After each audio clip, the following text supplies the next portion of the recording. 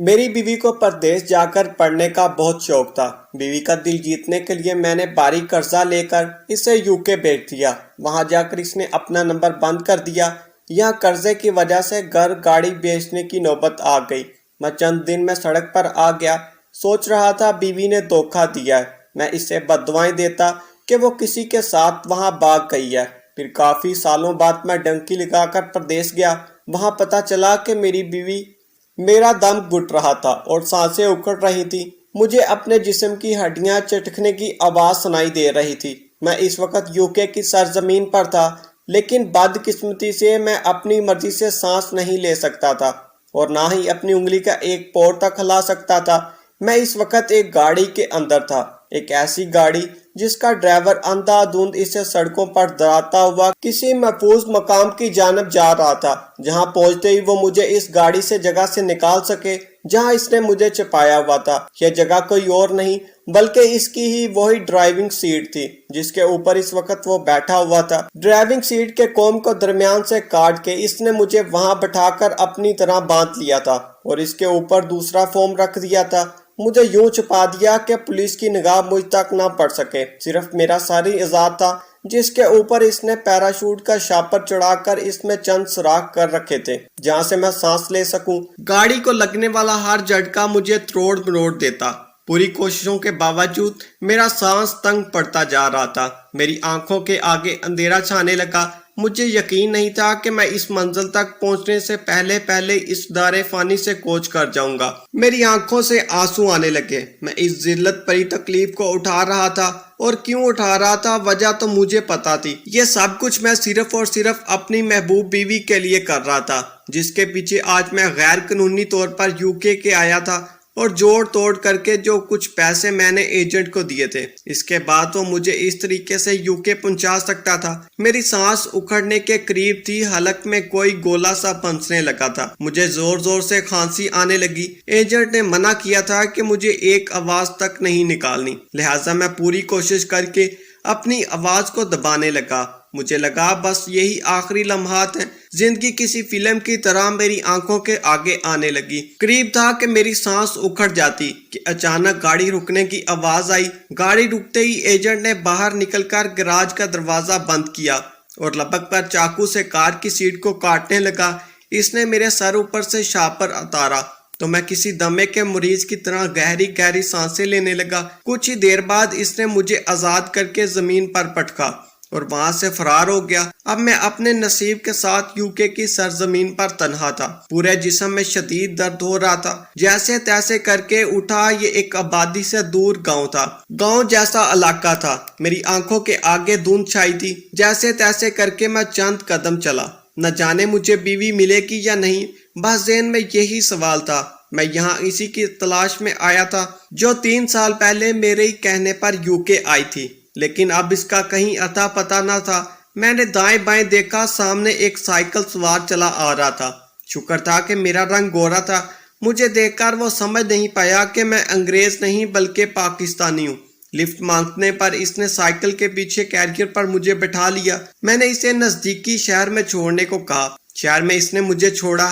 لوگوں کا ہجوم اور گاڑیاں دیکھ کر میں تو حیران رہ گیا۔ لوگوں کی نظروں سے بچتا بچاتا میں قریبی بلڈنگ میں جا پہنچا۔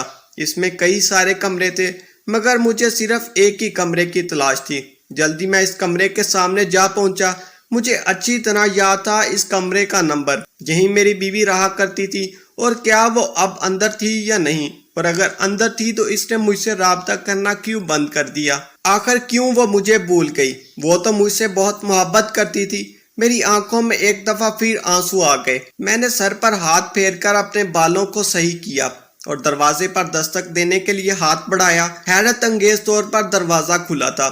ہاتھ کے دباؤ سے وہ اندر کی جانب کھلتا چلا گیا۔ میں حیران ہوتے ہوئے اندر داخل ہوا۔ مجھے یقین نہیں تھا جیسے ہی مجھے سامنے میری بیوی نظر آئے گی میں غصے سے اس پر پل پڑوں گا، شاید اس کا قتل ہی کر دوں۔ کیا خیر اس نے مجھے دھوکہ کیوں دیا؟ کیوں اس نے مجھے بلا دیا؟ کیوں مجھے اس نے قرض کے بوجھ تلے مرنے کے لیے چھوڑ دیا؟ لیکن حیرت کی انگیز طور پر ایسا کچھ نہ تھا۔ اچانک ہی کھٹکا سا ہوا۔ میں بے اختیار چونک کر کراہٹ کی جانب مڑا اور میرے قدموں تلے سے زمین نکل گئی۔ مجھے اپنی آنکھوں پر یقین نہ آیا۔ लर्जते कदमों के साथ पीछे चलते हुए 2 कदम करीब हुआ और मेरा दिल जैसे जोर जोर से धड़कने लगा। यूं लगता था अभी जिस्म का पिंजरा तोड़कर बाहर निकल आएगा। ऐसे ही बेयकीन निगाहों से मैंने मेज के सामने जानब देखा। आंसू थे कि किसी वक्त मेरी आंखों से बहने जारी हो गए, रुकने का नाम ही ना ले रहे थे। मेरे हाथ कपकपाने लगे, करीब था कि मैं बेहोश हो जाऊंगा। तो मैंने जल्दी से करीबी दीवार का सहारा लिया और नीचे बैठता चला गया। आज से 4 बरस पहले एक सुहानी शाम मेरी अम्मा मेरा रिश्ता लेकर मेरी फूफो के घर गई। इनकी बेटी शाजिया इंतहाई लाइक फाइक और पूरे खानदान में मशहूर थी। फूफो खुद तो गरीब सी थी, लेकिन इनकी बेटिया शाजिया के ख्वाब बहुत ऊंचे थे। लेकिन मैं अपने दिल का क्या करता कि पहली नजर में मैं इसे देखते ही दिल हार बैठा था। अम्मा के सामने मैंने अपनी ख्वाहिश रखी तो वो हंस दी और अगले दिन अपनी नंद के घर मेरा रिश्ता लेकर चली गई। फूफो परेशानी से कभी चेहरा देखती और कभी अंदर की जानब झांकने लगती जहां शाजिया बैठी थी। रिश्ता तो मैं कर दूंगी भाभी, मगर शाजिया के ख्वाब बहुत ऊंचे हैं। वो आला तालीम हासिल करना चाहती है। अभी भी तो इसने 12वीं जमात में पूरे शहर में टॉप किया है। मेरे पास तो इतने वसाइल ही नहीं कि इसे मजीद पढ़ा सकूं। अगर फरूक इसे पढ़ाने का वादा करे तो मैं इसका रिश्ता आपको दे दूंगी। फूफो की आवाज में अजीब सी शर्मिंदगी थी।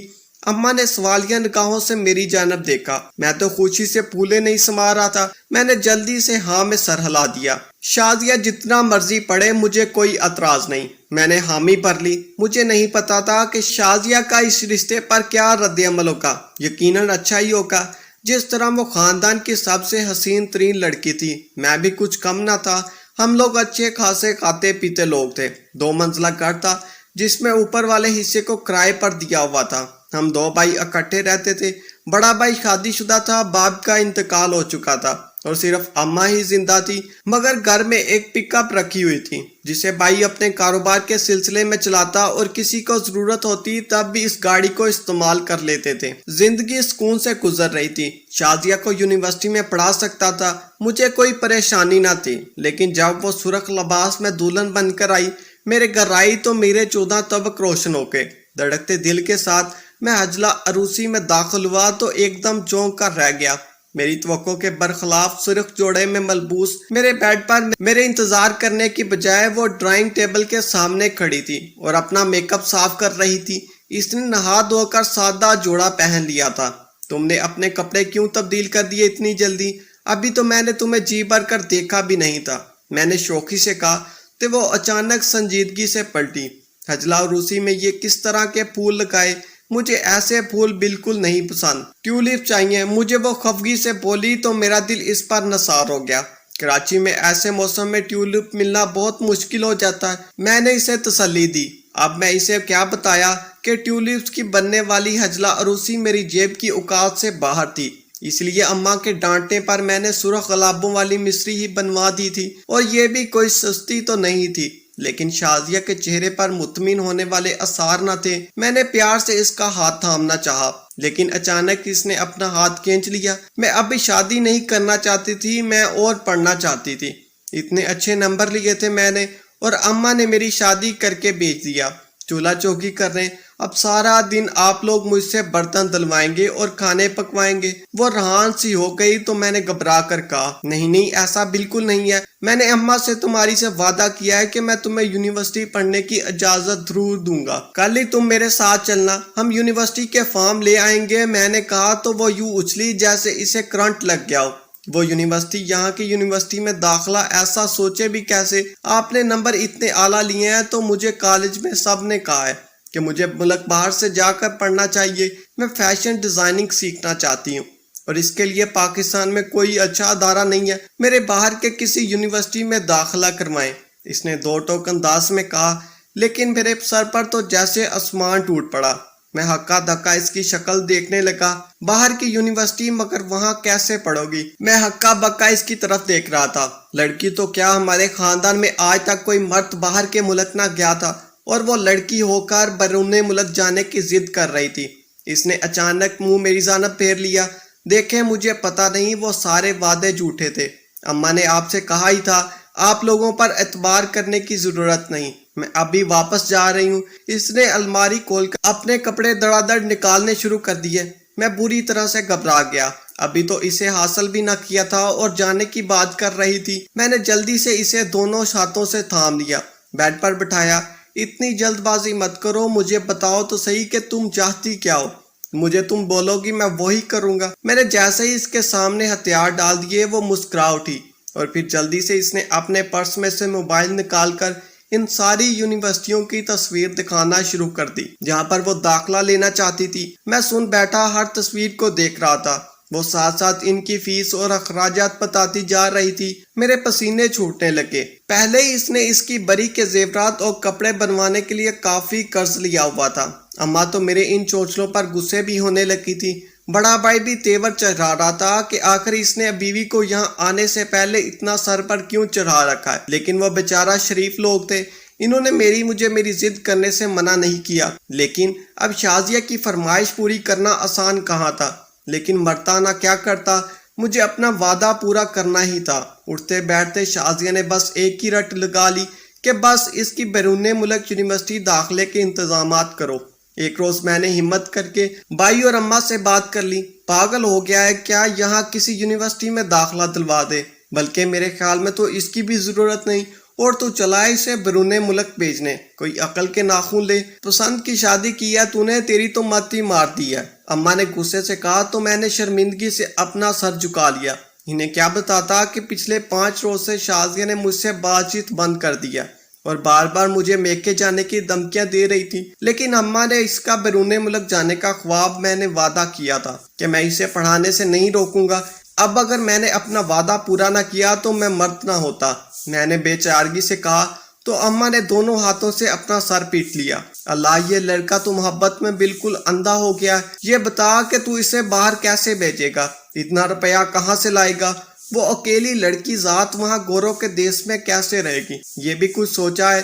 ماں نے کہا تو میرے دل کو کچھ ڈار سی بندھی، یعنی وہ راضی ہو رہی تھی۔ میں جلدی سے آگے بڑھا اور میں نے اماں سے کہا، اماں روپے کا تو بندوبست اب کرنا ہی پڑے گا، اب وہ میری ذمہ داری ہے، مجھے آپ کی مدد کی ضرورت ہے۔ اماں میرا اشارہ سمجھ گئی، انہیں شدید غصہ آیا۔ خبردار جو اس گھر کو بیچنے کی بات کی، تیرے باپ کی چھوڑی ہوئی بس یہی ایک نشانی ہے، اس کو بیچ کر ہم کیا درد درد کی ٹھوکریں کھائیں گے، تیری بیوی تو پردیش جا کر نہ جانے کیا کرے گی، تو ہمیں کسی بھی گھر کا نہ چھوڑے گا۔ اماں نے صاف صاف جواب دے دیا۔ میرا دل چاہا میں پھوٹ پھوٹ کر رو دوں۔ اماں کے ساتھ بیٹھا بھائی بھی مجھے افسوس بھری نگاہوں سے دیکھ رہا تھا۔ میں خاموشی سے وہاں سے اٹھا۔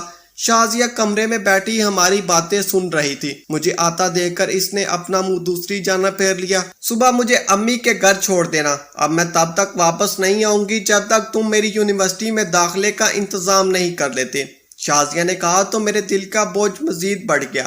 اس کا حسن میرے سر پر چڑھ کر بول رہا تھا۔ اگلے دن میں نے نوکری پر جانے کے بجائے اپنے ساروں دوستوں کی طرف نکل گیا۔ دوستی یاری اچھی تھی، قرض مانگتے ہوئے مجھے شرم تو ضرور آئی، لیکن میں نے شازیہ کے لیے کچھ بھی کر سکتا تھا۔ کسی دوست نے مجھے انکار نہ کیا، کسی نے کم کسی نے زیادہ، لیکن سب نے اپنے حصے کے پیسے ضرور شامل کیے۔ شام میں واپس آیا تو میں بہت خوش تھا۔ آتے ہوئے شازیہ کے پسند کی آئس کریم بھی لیتا آیا۔ کمرے میں جو حسب عادت منہ پھیلائے بیٹھی تھی، میں نے آئس کریم جا کے اس کے سامنے رکھی تو اس نے نفرت بڑی نگاہ سے مجھے دیکھا۔ بخاریوں کی طرح بیک مت دو، مجھے میری فیس کا بندوبست کر کے لائی ہو یا نہیں، میں جاؤں اپنی امی کے گھر، اس نے کہا تو میں ہنس پڑا۔ دیکھو تو کتنے سارے پیسے لے کر آیا ہوں، جتنے دوست تھے سبھی سے قرض لے لیا ہے، اب تو تمہارے جانے کا بندوبست ہو گیا۔ شازیہ حیرت سے وہ سارے پیسے دیکھنے لگی اور جلدی جلدی نوٹوں کو گننے لگی۔ گننا شروع کر دیا۔ آخری نوٹ گنتے اس کے چہرے پر خوشی کی بجائے مایوسی پھیل گئی۔ اتنے سے پیسوں سے کہاں ہوگا وہاں کا داخلہ، میں نے بتایا تو تھا اچھی خاصی رقم چاہیے۔ اس نے پیسے بیڈ پر پھینکے اور منہ پھیر لیا، لیٹ گئی۔ ایک دفعہ پھر مایوسی نے مجھ پر حملہ کر دیا۔ میں کچھ بھی کر کے اسے خوش کرنے سے قاصر تھا۔ پیسے الماری میں سنبھال کر رکھ دیے۔ اگلے دن اس نے مجھ سے بات تک نہ کی اور خود ہی رکشہ لے کر اپنی ماں کے گھر چلی گئی۔ اماں اسے جاتا دیکھ رہی تھی۔ میری حالت ایسی تھی جیسے میں صدیوں کا بیمار ہو گیا ہوں۔ میں نے اماں اور بھائی دونوں سے ہی بات چیت کرنا چھوڑ دی تھی۔ اگر وہ میری مدد کر دیتے۔ شازیہ کو کہے ہوئے 5واں روز تھا جب میں صوفے پر بیٹھا خلا میں گور رہا تھا۔ اماں اور بھائی میرے پاس آئے۔ تیری فرمائش ہے کہ تو انوکھی بیوی کے لیے ہم سب کو رلانا چاہتا ہے، لیکن مجھ سے یہ تیری اداسی دیکھی نہیں جا سکتی۔ یہ لے اس گھر کے کاغذات اور انہیں گروی رکھوا لے، لیکن جلدی اس مکان کی رقم ادا کر کے اسے واپس چھڑا لینا۔ ماں نے کاغذات میرے سامنے رکھے تو میں نے خوشی سے انہیں گلے لگا لیا۔ آپ فکر مت کریں اماں، میں ڈبل محنت کروں گا۔ شازیہ نے بھی کہا ہے کہ وہاں جاتے ہی کوئی چھوٹی موٹی نوکری کر لے گی اور ہر مہینے پاؤنڈ بھیجا کرے گی۔ پاؤنڈ تو یہاں کے مقابلے میں بہت زیادہ ہوتا ہے، ہم جلدی مکان کو چھڑا لیں گے۔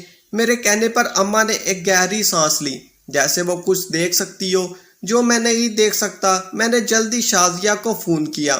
جب میں نے اسے بتایا کہ کاغذات مل گئے ہیں اور میں گھر کو گروی رکھ کر رقم بھی لے آیا ہوں، تو وہ واپس آنے پر تیار ہو گئی۔ جیسے ہی میں اسے لے کر آیا، اس نے جٹ الماری کھولی اور سارے پیسے نکال کر گننے شروع کر دیے۔ اس کی نگاہوں سے خوشی چلک رہی تھی۔ اتنے سارے پیسے، لیکن ابھی بھی یہ کم ہے، کچھ پیسوں کی مزید ضرورت ہے۔ اس نے سر اٹھا کر کہا۔ تو اب کی بار میں گہری مایوسی میں ڈوب گیا۔ اب تو میرے پاس امیدیں ختم ہو چکی تھی۔ اب امید کہاں سے پیسے نہیں مل سکتے تھے۔ سارے پیسے الماری میں رکھے اور سونے کے لیے لیٹ گیا۔ شازیہ سوچتی ہوئی نگاہوں سے مجھے دیکھ رہی تھی۔ اس رات ایک عجیب بات ہوئی۔ رات کے وقت مجھے آہٹ سی محسوس ہوئی، جسے گھر کی دیوار سے کوئی اندر کودا ہو۔ دروازہ کھول کر باہر نکلا۔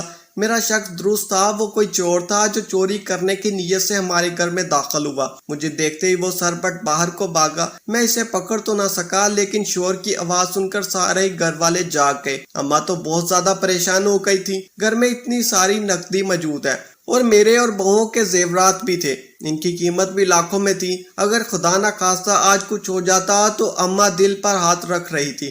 اچانک ہی میں نے دیکھا، مجھے لگا شازیہ کی آنکھیں چمک رہی ہیں۔ جب میں کمرے میں واپس آیا، سونے کے لیے لیٹا، تو اچانک شازیہ نے میرا کندھا پکڑ کر مجھے جھنجھوڑ دیا۔ ارے سنتے ہو، پیسوں کا بندوبست ہو سکتا ہے اگر تم تھوڑی سی ہمت کرو، تو اس نے کہا، اور جو ترکیب اس نے مجھے بتائی، میرے رونگٹے کھڑے ہو گئے۔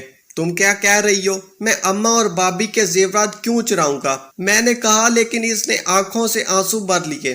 کیا میری خاطر یہ نہیں کر سکتے؟ میں ایک بڑی فیشن ڈیزائنر بن جاؤں گی اور تمہیں اپنے پاس بلا لوں گی، تو تم انہیں پہلے سے بھی بڑھ کر قیمتی زیورات بنا کر دے سکتے ہو۔ میرے لیے یہ سب کچھ نہیں کر سکتے، بس اتنی سی اوقات ہے میری۔ تمہاری نگاہوں میں اس کی آنکھوں سے آنسو بہنے لگے، اور میں ہار گیا تھا۔ نہ چاہتے ہوئے بھی کچھ اس نے کہہ دیا تھا۔ میں نے شازیہ کو نشے والی دوائیاں لا کر دیں، جسے اس نے رات کی چائے میں ملا دیا۔ سارے گھر والے وہ چائے پیتے ہی گہری نیند میں اتر گئے۔ میں نے کپ کپاتے ہاتھوں سے بائی کے کمرے سے اس کے زیورات چرا لیے، اور پھر اماں کے بھی زیورات کی چمک میری آنکھوں کو خیر کرنے لگی۔ مگر شازیہ نے احتیاط سے وہ سارے زیورات اپنے بیگ میں چھپا لیے۔ اگلے دن گھر میں کہرام مچا تھا۔ شکر تھا کہ گھر میں کسی کا شک میری جانب نہیں گیا۔ یقیناً یہ اسی چور کا کام ہے جو پچھلی رات آیا تھا۔ بات نہیں بن پڑی تو کل رات دوبارہ آ گیا، لیکن ہماری آنکھ کیوں نہ کھلی؟ اماں بار بار اپنا سینہ پیٹ رہی تھی۔ بھائی بھی پریشانی سے ٹہر رہا تھا۔ ایسی کوئی امیری تو تھی نہیں کہ اتنا بڑا نقصان بھول جاتے۔ صرف شازیہ ہی خوش تھی، اس کے یو کے جانے کے پیسے پورے ہو گئے تھے۔ میں نے گھر والوں سے نگاہ چرائی اور اس کے یو کے داخلے کے سارے بندوبست کر دیے۔ زیورات بیچ کر جو رقم آئی، اور اس سے کہ اس کے پورے کورس کی فیس اور وہاں کے رہائش کے تمام اخراجات میں نے ادا کر دیے۔ جس روز اس کے یو کے جانے کی ٹکٹ آئی، اماں نے خاموشی سے اپنا سر جھکا لیا۔ مگر شازیہ کو خوش ہو کر میں باقی سب کی ناراضگی بھول گیا تھا۔ تم بہت اچھے ہو، شازیہ نے پہلی دفعہ مجھے پیار سے کہا، تو میں نے جیسے ہواؤں میں اڑنے لگا۔ ایئرپورٹ پر اسے چھوڑتے ہوئے میں نے اس سے پوچھا کہ کیا تم مجھ سے محبت کرتی ہو؟ وہاں جا کر مجھے فون ضرور کرنا، مجھے بھول مت جانا، میں نے اسے کہا۔ تو شازیہ نے جلدی سے ہاں میں سر ہلا دیا۔ فکر مت کرو، میں تمہیں کبھی نہیں بھولوں گی اور فون کرتی رہوں گی۔ فلائٹ کا ٹائم ہو رہا تھا، اس لیے وہ مڑ کر اندر چلی گئی اور میں ویران دل کے ساتھ واپس گھر آ گیا۔ لیکن اب نئی مصیبتیں میرے سامنے آنے لگیں۔ مجھے گھر کو قرضے سے آزاد کروانا تھا اور اماں کو نئے زیورات بھی بنوا کر دینے تھے، اس لیے میں ڈبل شفٹ میں ڈیوٹی کرنے لگا۔ شدید تھکاوٹ کے بعد صرف وہی پل خوشگوار ہوتے جب شازیہ مجھے فون کرتی۔ شروع میں تو وہ روزانہ باقاعدگی سے مجھے فون کرتی، لیکن پھر تھوڑے وقفے آنے لگے۔ کبھی 2 دن بعد کرتی اور کبھی ہفتے میں 1 دفعہ۔ جب میں پوچھتا تو کہتی پڑھائی میں مصروف تھی۔ انہی دنوں میرے سارے دوستوں نے اپنے روپے مانگنا شروع کر دیے۔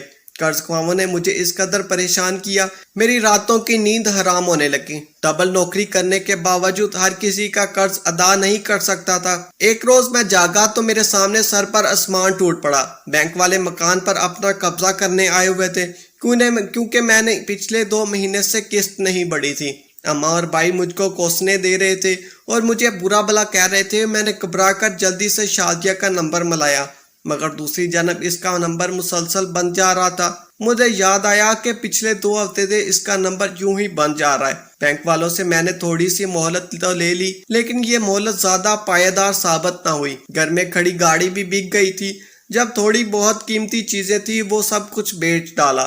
بھائی لڑ جھگڑ کر اپنی بیوی کو لے کر علیحدہ ہو گیا، اور اماں تو وہ تو ان حالات کو سہ نہ سکی۔ ایک رات سوئی تو اگلی صبح جاگی ہی نہیں۔ یہ خبر تو میرے اوپر جیسے پہاڑ بن کر ٹوٹی، مگر نہ شازیہ کا کوئی فون آیا اور نہ ہی اس کا نمبر آن ہوا۔ یوں لگتا جیسے وہ کہیں کھو گئی ہے۔ بینک والوں نے گھر پر قبضہ کر لیا تو میں سڑکوں پر مارا پھرنے لگا۔ اب میرے کسی کام کا نہیں جی لگتا تھا، صرف ایک ہی امید تھی کہ کسی طرح یوکے شازیہ کے پاس چلا جاؤں۔ اگر تو مجھے دھوکے میں الزام دیا ہے تو کم از کم میں اس سے پوچھ تو سکتا تھا کہ اس نے ایسا کیوں کیا۔ میرے تمام قرضے اب دوسرے ملک کا پیسہ بھیجنے سے ہی اتر سکتے تھے، مگر یوکے جانے کا بھی پیسہ کہاں سے لاتا؟ آخرکار میری مشکل کا حل نکل آیا۔ مجھے ایک ایسا ایجنٹ ملا جس نے یقین دلایا کہ وہ کم پیسوں میں مجھے یوکے بھیج دے گا۔ میں نے اپنے ایک آخری دوست سے چند لاکھ روپے ادھار لیے اور اسے ایجنٹ کو دے دیے۔ شکر تھا کہ اس نے میرے ساتھ فراڈ نہ کیا۔ ڈنکی لگا کر ہی صحیح، مگر اس نے بلاخر مجھے یوکے پہنچا ہی دیا۔ اس نے رستہ کیسا تھا اور کن صعوبتوں کو طے کر کے یہاں تک پہنچا تھا، مجھے تو حیرت ہوتی تھی کہ میں زندہ کیسے بچ گیا۔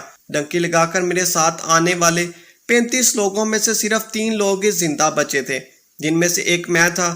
دیوار کے ساتھ ٹیک لگائے پھوٹ کر روتے ہوئے یہی سوچ رہا تھا کہ کیا میں یہی سب دیکھنے کے لیے اتنے مشکل حالات سے یہاں تک پہنچا ہوں۔ روتے روتے مجھے بڑی دیر گزر گئی تو میں نے اپنی آنکھیں صاف کی اور ہمت کر کے اٹھ کھڑا ہوا۔ میز پر جس چیز کو دیکھ کر میں چونکا تھا وہ اب بھی وہاں پر موجود تھی۔ میز پر رکھا ہوا ایک پاسپورٹ تھا جو شازیہ کے نام پر تھا، اور اس میں ایک ٹکٹ تھا، پاکستان کی فلائٹ کا ٹکٹ۔ یہ ٹکٹ 3 دن بعد کا تھا، یعنی شازیہ پاکستان جا رہی تھی، لیکن وہ تھی کہاں؟ میں نے بے تابی سے ادھر ادھر نگاہیں کمائی اور اسی پل کھلے دروازے سے وہ اندر داخل ہوئی۔ اس کے ہاتھ میں سامان کا شاپر تھا، شاید وہ نزدیکی سٹور سے کچھ سامان لینے گئی تھی، اسی لیے دروازہ کھلا چھوڑ گئی۔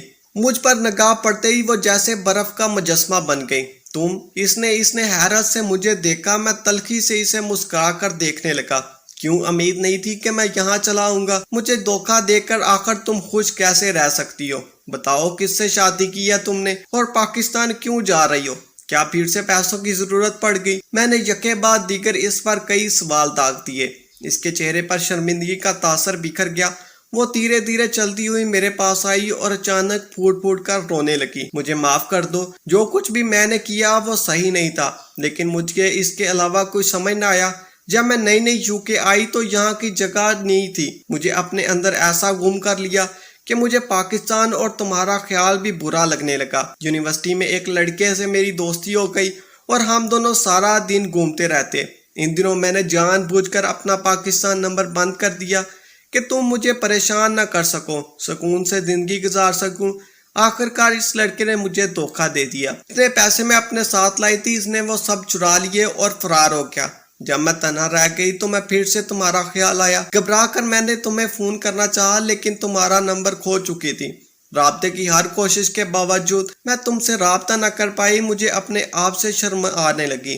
تم نے میرے لیے کیا کچھ کیا اور میں تمہارے لیے کچھ نہ کر سکی۔ پڑوسیوں کو فون کیا تو پتا چلا بینک والوں نے اس گھر پر قبضہ کر لیا اور تمہاری ماں کا انتقال ہو گیا۔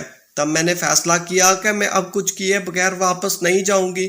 میں نے اپنی ڈگری مکمل کی، ساتھ ہی ساتھ پارٹ ٹائم جاب کرنے لگی۔ میری ڈگری مکمل ہو چکی تھی، میں آج ہی نوکری سے استعفیٰ دیا ہے۔ 3 دن بعد میں پاکستان جا رہی تھی، صرف اور صرف تمہارے لیے، شازیہ نے کہا۔ میں نے اس کے چہرے کی جانب دیکھا۔ میں اس کی بات نہ مانتا، مگر اس کے چہرے پر سچائی کی جھلک واضح تھی، اور ثبوت تو میز پر رکھا ہوا تھا، پاکستان کی ٹکٹ کی صورت میں۔ میں نے بہت سے پیسے جمع کر لیے ہیں، پاکستانی کرنسی میں یہ اچھی خاصی رقم بن جائے گی، اور اب میرے پاس اتنی بڑی ڈگری ہے میں کوئی اچھی نوکری کر لوں گی۔ اس نے مجھے رقم دکھائی، میں نے خاموشی سے خود کو پولیس کے حوالے کر دیا۔ وہاں رہتے ہوئے شازیہ کی اچھی خاصی جان پہچان ہو گئی تھی۔ مجھے باہر حفاظت ڈیپورٹ کر کے پاکستان بھیج دیا گیا اور شازیہ بھی قانونی طریقے سے واپس آ گئی۔ اس کی رقم سے میرے سارے قرض ادا ہو گئے۔ میں نے اپنا پرانا مکان واپس خرید لیا۔ شازیہ نے گھر میں ایک بوتیک بنایا اور میں اس کا مینیجر بن گیا۔ مگر آج اس کو دیکھ کر میں یہی سوچتا ہوں کہ کیا شازیہ میرا درست انتخاب تھی یا نہیں۔ کہانی کیسی لگی کمنٹ کریں۔